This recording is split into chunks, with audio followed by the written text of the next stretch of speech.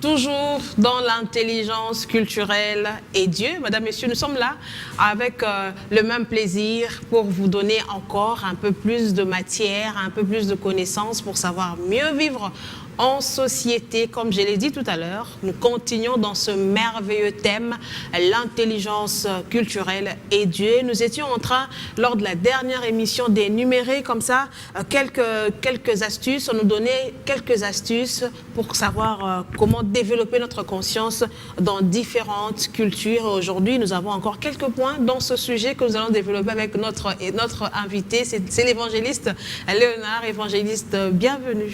Merci beaucoup, Madame Noëlla. Toujours un privilège, mais je ne cesserai de répéter que ça me fait du bien de répondre à votre invitation. Un plaisir tellement partagé. Je crois aussi que nos téléspectateurs sont très heureux de vous revoir. Et comme je l'ai dit, je l'ai annoncé, évangéliste, nous sommes en train de continuer dans notre thème, l'intelligence culturelle et Dieu. Et nous étions en train d'énumérer quelques points comme ça, quelques valeurs qui vont nous permettre de développer cette conscience dans différentes cultures. Aujourd'hui, avec vous, évangéliste, nous continuons. Et qu'est-ce que vous avez pour nous aujourd'hui? Savoir être et rechercher le bien-être de l'autrui, c'est l'élément que nous recherchons et que nous voulons cultiver dans cette intelligence culturelle. Je vais passer par un exemple du direct pour que vous compreniez ce qui sera le point à aborder tout à l'heure. Quand je regarde Madame Noëlla, tout de suite, je la vois habillée dans une tenue africaine. C'est une tenue officielle africaine. Et il y a la culture, l'élément sur lequel vous pouvez devenir conscient, et qu'il y a dans la culture du direct, la personne en face de Madame Noëlla ne va pas hésiter à dire « Madame Noëlla, tu es très bien habillée dans une tenue africaine ». Alors que sur cet axe-là, où il y a le direct, il y a la culture de l'indirect.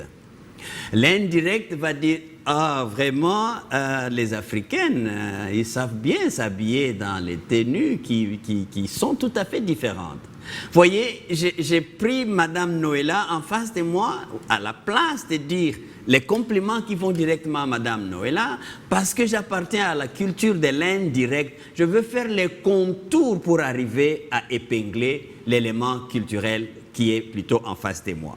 Et donc, Madame Noëlla, en dehors de tout ce que nous avons dit, il y a ce que je viens de donner par cet exemple-là, des personnes, par exemple, non seulement pour apprécier ce qu'ils ont vu en face d'eux, il y a d'autres qui aussi peuvent vous regarder tout de suite et dire « Mais qu'est-ce que ça comme maquillage ?» Cette personne-là n'est pas d'accord avec votre maquillage, ou elle est d'accord avec votre maquillage, vous le dites tout de suite. Et vous savez que ce qu'elle a dit, c'est ce qu'elle voulait dire, il n'y a pas autre chose derrière ça. Et c'est le 6e point? Nous sommes au 6e point, Madame Noëlla. C'est quoi le 6e point, puisque vous avez commencé par un exemple? Mais cet exemple-là, justement, dit qu'il y a l'élément des valeurs culturelles sur lesquelles vous devenez conscient. C'est soit la personne est de la culture du direct ou de la culture de l'indirect. Okay. Le direct dit ce qu'elle a à dire correctement, appelle les chats par son nom. L'indirect va trouver les détours, les contours pour arriver au sujet à aborder dans son expression.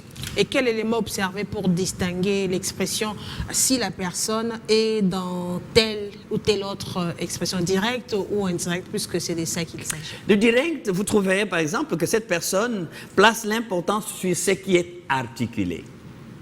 Okay. Quand je dis Madame Noëlla, vous êtes très bien habillée. Point. Si cette personne est dans la culture du direct, par cette expression, il n'y a rien d'autre à entendre derrière ça. Et la personne qui est dans la culture de l'indirect va déduire tout ce qui peut aller avec cette expression dans cette déclaration. Okay. Vous observerez aussi que dans la personne qui est développée dans la culture du direct, la confrontation sera facile. Vous avez un collègue de service qui a pris votre téléphone sans vous demander. La personne de la culture du direct va pas par 4 chemins. Mais messieurs, vous avez volé mon téléphone. Parce que déplacer le téléphone d'un ami sans lui demander l'autorisation. Le mot en français, c'est voler. Du direct. La confrontation va commencer. L'autre va dire, non, je ne l'ai pas seulement déplacé. La personne du direct, de la culture du direct, ne va pas chercher des détours, va appeler chaque mot avec son contraire, si vous voulez bien, soit chaque question est une réponse. C'est des expressions que vous voyez. Aussi, vous pouvez trouver dans la personne qui a grandi ou qui a cultivé la valeur du direct, les expressions vont plus compter. L'expression, c'est-à-dire les verbes prononcés, les adjectifs utilisés, comptent bien plus qu'autre chose. Ça, que vous mettiez un geste, que vous mettiez des mimiques, ce n'est pas ce qui l'importe.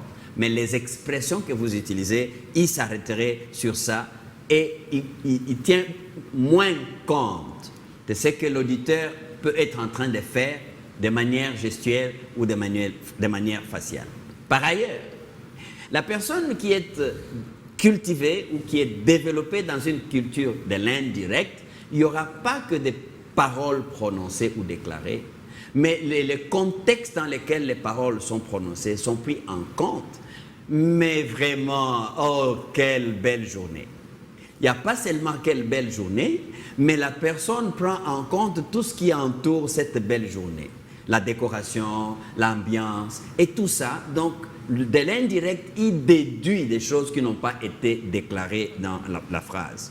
Mais aussi, vous trouverez que les messages insinués, oh, Madame Noëlla, ah, Papa Anakeka, Anakeka doit être très heureux. Voyez, vous m'avez entendu dire, oh, Madame Noëlla, Monsieur Anakeka doit être l'homme le plus heureux. Je me suis arrêté là.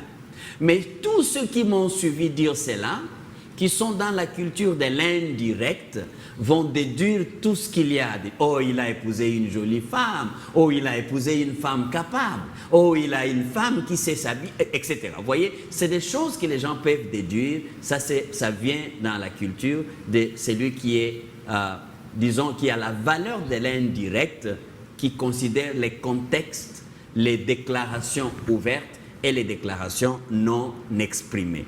Alors vous voyez par exemple l'américain et l'allemand, dans leur culture, de manière générale, les Occidents, ils ne vont pas par quatre chemins pour vous dire ils sont d'accord avec votre comportement ou pas. Okay. Vous lui parlez mal, il vous dit tout de suite non, vous ne devez plus me parler comme ça. Vous arrivez en retard, il vous dit non, ne venez plus en retard. Et ça, ils sont du direct. Et si vous voulez discuter, il va vous confronter sur les sujets.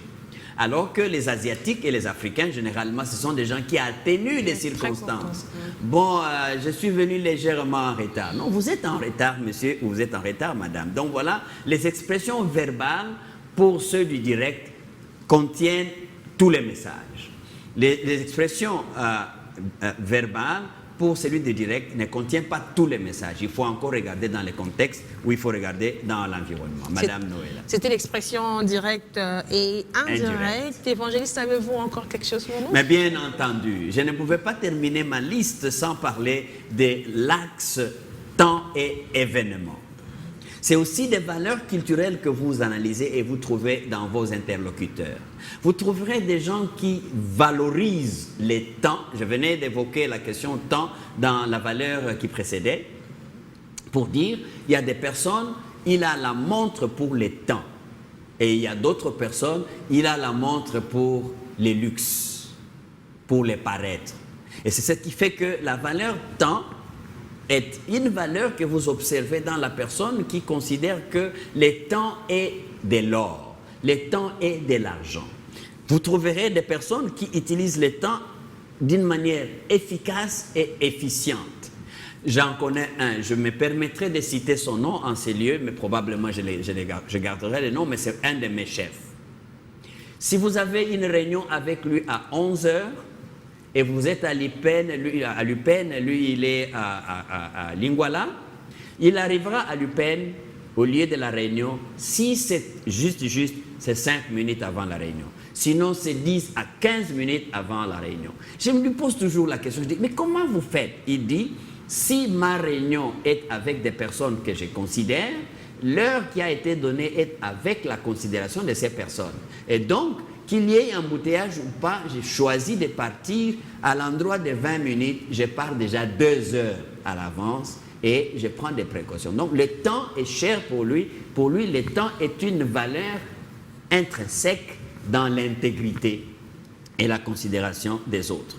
Alors que, par contre, il y a des personnes, Madame Noëlla, qui sont dans l'axe culturel, dans l'axe des valeurs culturelles, dans l'autre extrême, où pour cette personne, c'est l'événement qui compte plus que le temps.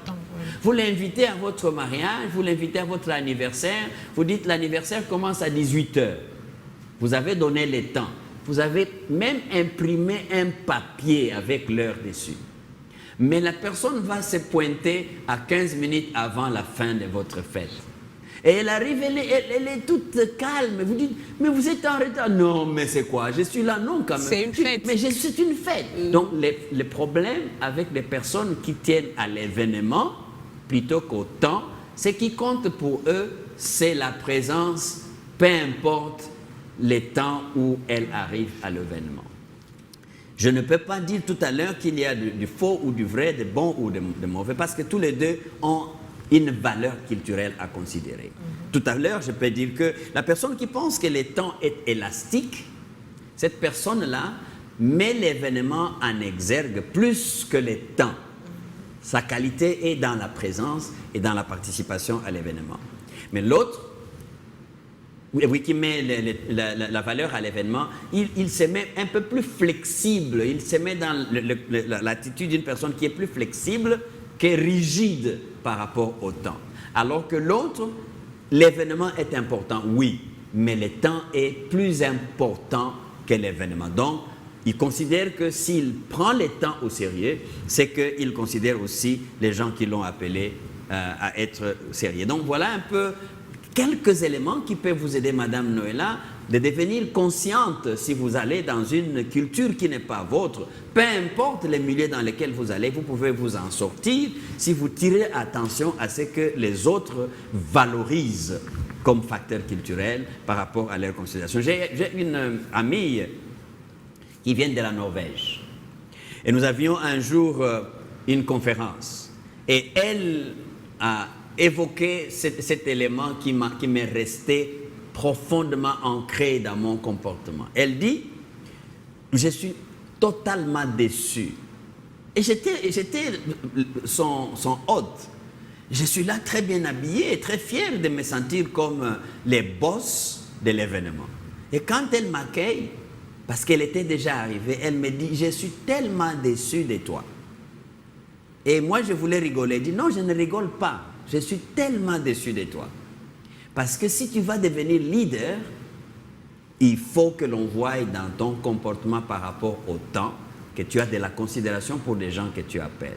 Sans cela, ça fait vraiment un manque de respect des autres.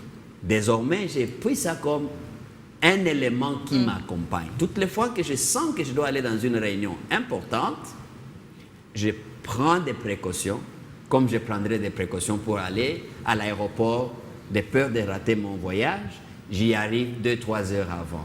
C'est du respect des autres lorsque vous prenez le temps comme une denrée particulièrement à respecter. Je pense que ce sont ces mots qui vont faire office de conclusion, à moins que vous ayez quelque chose à ajouter, évangéliste. Je pense que ceci pourrait bien nous aider.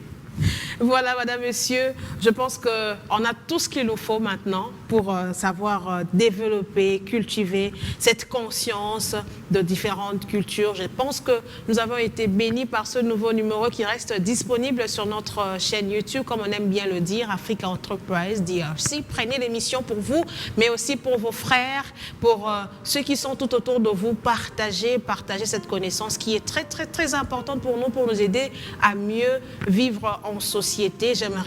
On ne peut pas vous laisser, en tout cas, sans vous laisser entre les mains des dieux. C'est ce que nous allons faire avec l'évangéliste avant de nous quitter.